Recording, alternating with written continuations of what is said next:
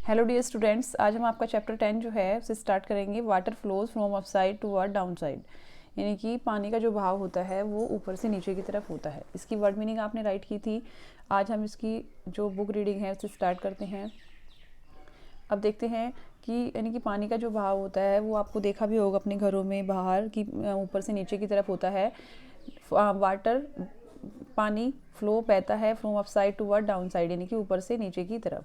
Children बच्चों, तुम जानते हो दैट ड्यूरिंग रेनी सीजन, बारिश के मौसम के दौरान, water flowing from a waterfall, पानी जो होता है बहता है फ्रॉम वाटरफॉल और रिवर, जहाँ पानी गिरता है, रिवर नदियों से, गेट्स कलेक्टेड इनटू पॉन्ड, और तालाबों में इकट्ठा हो जाता है। It means that water flow downward, यानी कि इसका मतलब क्या हुआ कि पानी जो है ऊपर से नीचे की तरफ आता है, यानी कि नीचे की तरफ ही बहता है। We use flowing and pond water, हम उपयोग करते हैं पानी के बहाव को और तालाब के पानी को everywhere in over daily life, अपनी लाइफ में प्रत्येक मतलब देखते हैं डेली लाइफ में कि प्रत्येक जगह पर आप पानी देखते हैं जहाँ पर यानी कि पानी ऊपर से नीचे की तरफ बहता है। ओके डियर स्टूडेंट्स, आपको क्या करना है, कुछ क्वेश्चंस है इसमें वो बताने हैं। Think and tell, at which place have you seen water flowing, आपने वो कौन सा स्थान है जहाँ पर आपने वाटर को बहते हुए यानी कि पानी के जो बहाव से देखा है। At which place around you, ऐसा कौन सा स्थान है। Have you seen flowing water being used, यानी कि उस इकट्ठे हुए पानी का जहाँ आप उपयोग करते हैं। वाटर इन फील्ड, यानी कि खेतों में जो पानी लगाते हैं उसके पानी के बारे में यहाँ पर हम पढ़ेंगे। इफ़ इट रेन इनफ, यदि बारिश अधिक होती है तो there is no shortage of water in field for agriculture, यानी कि पानी यहाँ पर पानी की कोई कमी नहीं होती हमारी, जैसे कि हम जो खेती करते हैं और जब बारिश अधिक होती है तो उसमें हमें पानी लगाने की कोई आवश्यकता नहीं होती, ना इसमें पानी की कोई कमी हमें महसूस होती है। But if it does not rain, यदि बारिश नहीं होती है, और इट रेन लेस, यानी कि यह कम होती है, तो then the crop need extra water, तब फसलों को एक्स्ट्रा वाटर की यानी कि अतिरिक्त पानी की आवश्यकता होती है। दिस इज़ कॉल्ड इरीगेशन, इसे हम क्या बोलते हैं, सिंचाई बोलते हैं।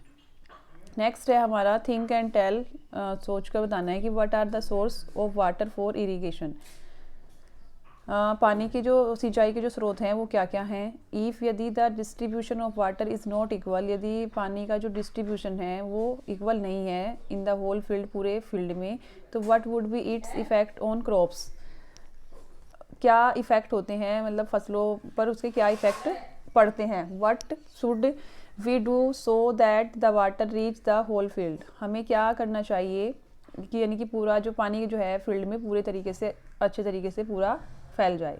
ओके डियर स्टूडेंट्स, अब आपने देखा होगा कि जब आप फसलों में पानी लगाते हैं या फिर अपने गमलों में पानी देते हैं तो यदि बारिश अधिक होती है तो आपको पानी की आवश्यकता में लगाने की आवश्यकता नहीं होती है। यदि बारिश कम होती है तो आप अपने पौधों में या फिर अपनी फसलों में पानी देते हैं।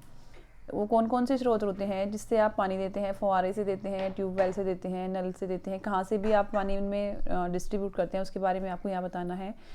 यदि आपके पूरे फील्ड में वाटर जो है, पानी जो है उसका बहाव सही नहीं है तो उसके क्या क्या इफेक्ट होते हैं, क्या क्या प्रभाव होते हैं हमारी फसलों पर। आपने देखा होगा यदि पानी पूरे तरीके से पूरे फील्ड में नहीं जाता इक्वल तरीके से, तो जिस जगह पर पानी अधिक हो जाता है वो पौधे पानी से सड़ जाते हैं, और जिस जगह पर पानी नहीं होता है, कम होता है, उन पौधों वहाँ पर क्या होता है, बिना पानी के भी वो पौधे सूख जाते हैं। What should we do so that the water reach the whole field, यानी कि हमें क्या करना चाहिए जिससे कि पानी पूरे फील्ड में सही तरीके से जाए। क्या करना चाहिए, जितनी उसकी जो मिट्टी होती है उसे इक्वल कराना चाहिए, यानी कि जो खेत जो होता है उसे समतल कराना चाहिए। ओके डियर स्टूडेंट्स, नेक्स्ट हम चलते हैं, कुछ पिक्चर्स दी हुई हैं आपको।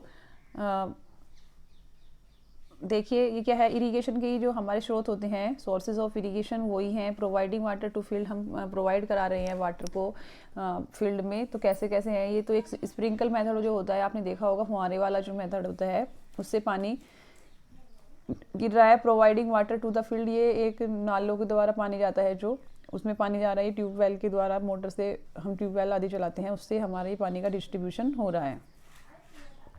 Find out and write down, आपको देखना है और इनके आंसर राइट करने हैं। सी द पिक्चर, पिक्चर को देखिए, and right that how is water reaching the field, यानी कि पानी कैसे फील्ड तक पहुंच रहा है वो आपको इसमें बताना है। If which method of irrigation animal labour is use, यानी कि जो भी कौन सा मेथड है उसका पानी में मतलब सिंचाई का, जिससे कि एनिमल्स भी उसे यूज़ का उपयोग कर सकते हैं। इन विच मेथड ऑफ इरीगेशन, वो कौन सा मेथड है इरीगेशन का? इलेक्ट्रिसिटी इज़ यूज, जिसमें बिजली का उपयोग होता है।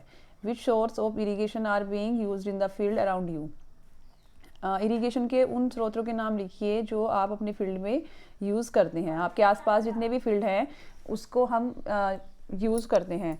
Also tell which method have been use to obtain underground water in the picture about.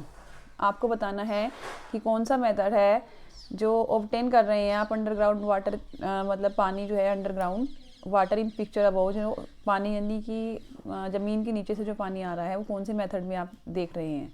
In the above picture, in pictures में how is the nature of water of flowing from upside toward down side being use, यानी कि कैसे प्रकृति से मतलब पानी का जो बहाव होता है वो ऊपर से नीचे की तरफ होता है। वो इस पिक्चर में आपको ऐसा कहाँ पर दिखाई दे रहा है। वी नो, हम जानते हैं कि that the level of underground water and baoris are also deep, बहुत ही अधिक गहरा होता है। यानी कि हम जानते हैं कि अंडरग्राउंड वाटर का जो लेवल होता है वो बहुत ही अधिक गहरा होता है।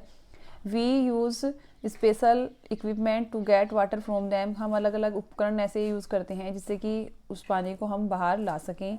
सो that we can take this water to irrigate over field, इसलिए हम मतलब जो पानी जो होता है अपने फसलों को सिंचाई करने के लिए, सिंचाई देने के लिए उसका उपयोग करते हैं, लेते हैं मतलब उनको यूज़ में। नेक्स्ट है हमारा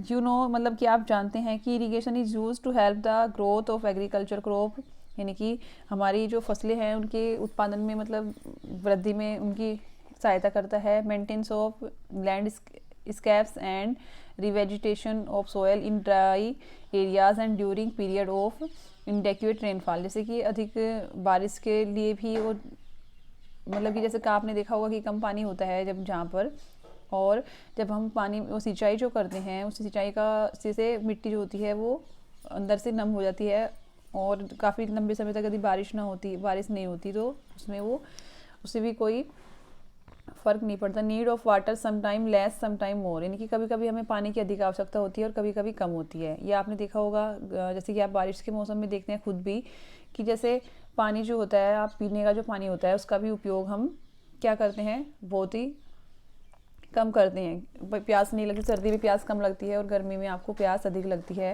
इसी तरीके से जो हमारे जानवर जो होते हैं, पेड़ पौधे होते हैं, उनके साथ भी यही नेचुरली एक प्रक्रिया चलती है। जैसे आपने देखा होगा कि आपकी जो फील्ड है उसमें आप पानी लगाते हैं, गर्मी के मौसम में यदि आप डेली भी उसमें पानी लगाते हैं तो सूख जाता है, लेकिन और सर्दी के मौसम में ऐसा नहीं होता, बारिश के मौसम में भी ऐसा कम होता है, क्योंकि हमारी जो उत्सर्जन की जो प्रक्रिया है पानी से, जैसे कि जो आपका भाप बनकर जो पानी उड़ता है वो गर्मी में अधिक होता है, और सर्दी और जो बारिश का जो मौसम होता है उसमें वातावरण में क्या होती है, नमी होती है, इसलिए पानी को शोषित करने की क्षमता जो होती है वो कम होती है और पानी भी जल्दी से नहीं सूखता। इसलिए हम भी जो सांस लेते हैं, हमारी सांस के साथ साथ भी हमारे अंदर वाटर पहुंचता है, यानी कि नमी जो होती है वो चलती रहती है, इसीलिए हमें पानी की आवश्यकता भी कम पड़ती है हमारे शरीर को।